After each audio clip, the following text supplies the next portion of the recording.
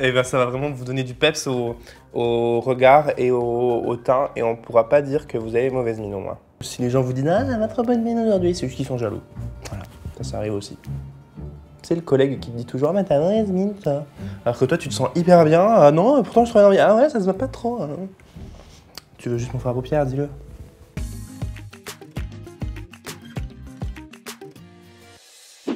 Hello tout le monde, j'espère que vous allez bien. On se retrouve aujourd'hui pour une nouvelle vidéo sur la chaîne de Sephora. Dans une vidéo où nous allons faire un maquillage, mais un maquillage que je n'ai pas forcément l'habitude de faire. C'est un maquillage naturel. Vous savez que moi j'aime les paillettes, j'aime les liners, j'aime le rose, le bleu, le vert. Mais j'aime pas trop le naturel. Enfin, c'est pas que j'aime pas, mais enfin, c'est moi ce qui m'excite. Aujourd'hui, on se retrouve pour faire cette vidéo avec la marque Laura Mercier. On avait fait précédemment une vidéo avec Salima Liani où on vous montrait vraiment une routine de teint parfaite avec Laura Mercier. Aujourd'hui, ça va pas être le sujet de la vidéo, on va parler un peu du teint, mais ça va pas être le focus de la vidéo. Il y aura aussi bien sûr des yeux et des lèvres. Donc si ça vous intéresse, continuez bien à regarder. J'ai bien sûr hydraté ma peau avant de commencer ce maquillage. Je vais commencer par une nouveauté de la marque, le Flawless Lumière Radiance Perfecting Foundation. C'est de plus en plus long le nom des produits, mais bon, c'est pas très grave. Donc ils se vendent comme ceci. Là, j'ai deux teintes avec moi, j'ai la 2W1 et la 2W1.5. On va regarder en live la teinte qui me correspond le mieux. J'aime bien le packaging, il est assez cute. Un doré, enfin c'est un or blanc. Oui, je suis spécialiste en couleurs. Hop.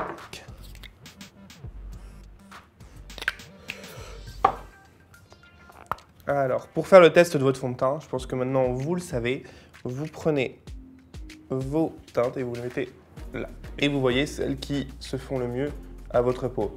Donc vous voyez que celui-ci est beaucoup plus jaune que celui-ci, mais je ne sais plus lequel j'ai mis sur quel doigt.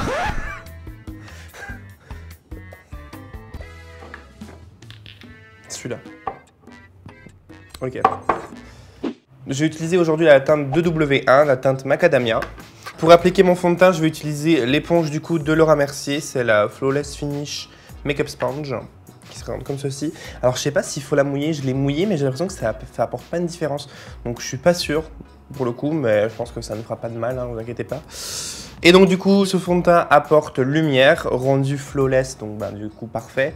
Lumineux, parfait. Ouais, en fait c'est ça, je répète plusieurs fois la même chose en fait. Ouais. Fond de teint, perfection, éclat, c'est marqué juste en dessous. Let's go.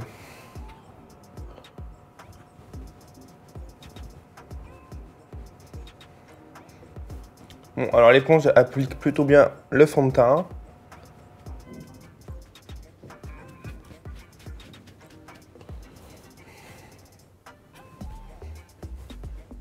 En plus, en ce moment, j'ai une peau mais horrible. Je sais pas ce qui m'arrive, j'ai plein de petits boutons sur le front. Je vais faire la moitié du visage avec cette éponge et je vais faire l'autre moitié du visage avec un pinceau. Comme ça, on va pouvoir voir quelle application est la plus optimale pour moi en tout cas. J'ai pris un pinceau duo fibre pour appliquer le fond de teint pour avoir un rendu naturel et pas hyper couvrant. J'aime bien quand je veux un fond de teint naturel, je prends un pinceau duo fibre et du coup, ça applique en fait le fond de teint de façon plus légère. En tout cas, c'est exactement ma couleur de peau. Ça, c'est très bien. Parce que mélanger les fonds de teint entre eux pour ça teinte, c'est un peu relou. Alors, verdict, quel côté je préfère? Je pense que j'ai préféré l'application à l'éponge, sincèrement, parce que ça va vraiment plus faire un effet plutôt flou et avec un fini assez flawless, du coup, comme le fond de teint le précise. Donc, honnêtement, partez plutôt sur l'éponge. Je trouve que la forme n'est pas si dérangeante que ça prend un peu plus de temps qu'une éponge plus grosse, certes, mais au moins vous pouvez bien aller dans les coins du nez, enfin sous les yeux, tout ça, donc c'est plutôt cool.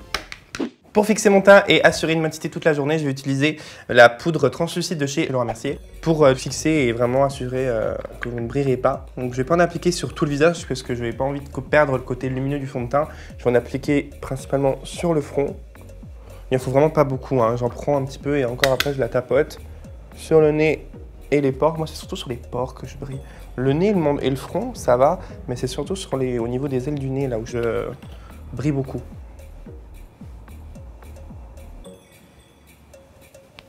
Voilà.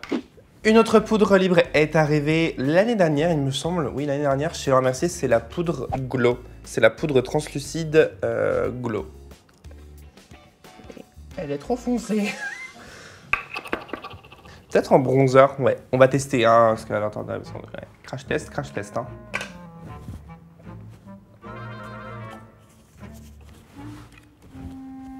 Oh, j'ai peur de finir orange. Alors, attendez. Calmons-nous. On voit rien. Ah, oula, si. Oula. Ouh, le pull le voit en tout cas. Ah, si, c'est pas mal. Ouh là là. Attendez. On va bien la diffuser, hein, parce que... Puis en fait, elle est un peu glowy, donc du coup, ça fait bronzer lumineux. Vous avez bronzé. J'en mets un peu sur le nez pour faire un effet un peu coup de soleil. Bah franchement, je pense pas que c'est l'usage principal de cette poudre, mais j'aime beaucoup en tout cas. Parce que ça fait un côté, bah voilà, vous le voyez, bronzant, bonne mine, ça réchauffe le teint. Mais je trouve que ça fait plus naturel qu'un bronzer classique. Parce que vu que c'est lumineux et c'est en poudre olive, je sais pas, mais bah j'aime beaucoup. J'ai envie d'en mettre partout. Faut peut-être se calmer parce qu'on va faire orange à la fin, mais... I love it. On va passer au blush parce que le blush c'est ce qui donne bonne mine et c'est ce qui ravive un peu le teint. Même si j'ai pas l'habitude de mettre du blush, mais j'en mets de plus en plus en ce moment. Je vais utiliser la teinte Peach dans la gamme Blush Color Infusion et je vais l'appliquer. Oh, oh, on aime beaucoup. Vraiment genre printemps. Moi j'aime bien l'appliquer limite sur la tempe, un peu sur le sourcil. C'est pour faire la technique du draping. Oui, cette technique date d'il y a un peu longtemps maintenant, mais j'aime beaucoup.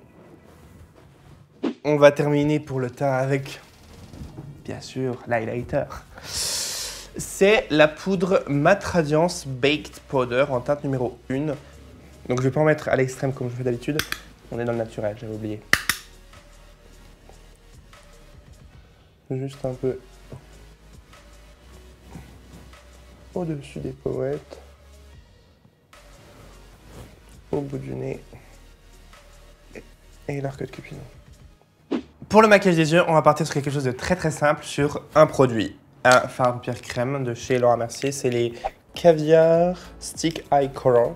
Je pense que je vais partir sur la couleur améthyste, qui me tente pas mal. Ça m'a l'air d'être un petit... Pas du tout. On va partir sur la couleur rose gold, je pense que c'est celle-ci qui me plaît le plus. Oh là là, regardez-moi cette couleur. Trop beau. Donc c'est parti, on va s'en appliquer sur toute la paupière. En fait, si vous voulez avoir bonne mine, avoir un maquillage frais, il faut toujours donner de la lumière en fait. Donc sur les yeux, mettez des produits assez lumineux, pas forcément des paillettes, mais vous voyez qu'il y a des nacres pour vraiment donner de la lumière. Je trouve que ça change vraiment tout quand vous êtes malade, fatigué, vous êtes... un peu comme moi à présent, et ben ça va vraiment vous donner du peps au regard et au teint, et on ne pourra pas dire que vous avez mauvaise mine au moins. Ou si les gens vous disent « Ah, elle a trop bonne mine aujourd'hui », c'est juste qu'ils sont jaloux. Voilà, ça arrive aussi. C'est le collègue qui te dit toujours « Mais t'as mauvaise mine, toi ». Alors que toi, tu te sens hyper bien. « Ah non, pourtant je travaille bien. Ah ouais, ça se voit pas trop. Hein. » Tu veux juste mon fard à paupières, dis-le. Tac. Alors, il est assez crémeux, donc c'est bien, ça glisse bien. C'est pas du tout désagréable à appliquer, parce que j'ai déjà testé des endroits à crème où ça arrache l'œil avant de te les... Enfin, ça arrache l'œil pendant que tu te l'appliques. Mais là, non, pas du tout. C'est bien pigmenté, ça glisse. C'est tout ce qu'on veut. Et on va appliquer comme une deuxième petite couleur, parce que là, c'est... Vous allez vous dire, mais qu'est-ce qui se passe? Richard ne met rien. Je vais appliquer cette teinte. Non. Et donc, comme deuxième couleur, je vais appliquer la teinte améthyste, qui est un... Je ne saurais pas comment le décrire. Vous voyez juste. Vous voyez, il est plus foncé que l'autre. Mais j'avoue que c'est pas ma... C'est un marron glacé. Vous savez, c'est les teintes que toutes les youtubeuses disent, c'est un marron glacé. On se demande c'est quoi la teinte marron glacé. Même moi, je me suis toujours demandé. Mais je l'ai déjà dit dans mes vidéos. Hein. Je dis, c'est un marron glacé. C'est quoi un marron glacé? Comme c'est taupe. Je l'applique un petit peu au coin externe.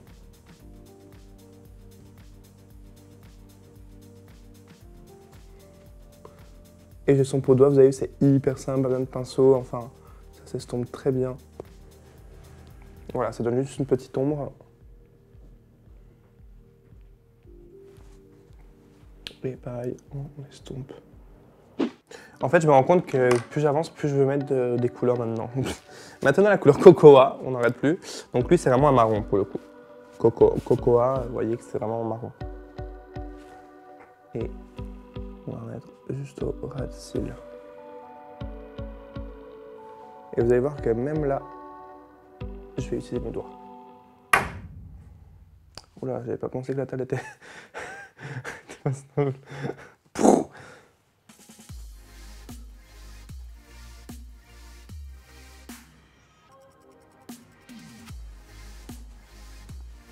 Et voilà, je vais appliquer du mascara.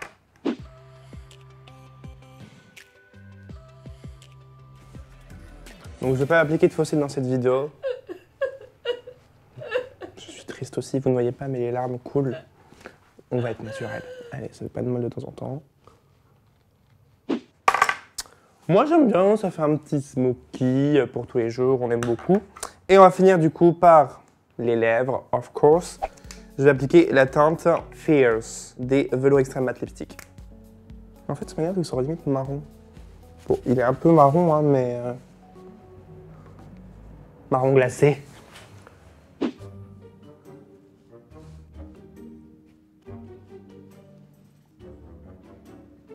Bah franchement, j'adore ce rouge à lèvres. C'est la première fois que je le teste. Et je le trouve trop beau. En plus, ça fait vraiment velours en fait. C'est mat, mais vraiment on voit l'effet velours, ça s'appelle comme ça. Hein. Oui, Velours Extreme Matte Lipstick. Il s'applique vraiment facilement, il est bien pigmenté, il est crémeux en fait, il n'est pas désagréable. Et même sur les lèvres, on sent que ça va pas vraiment assécher parce que c'est une texture crème, même mat velours. J'adore cette couleur, vous en pensez quoi? Franchement, genre ça avec du mascara, c'est très beau.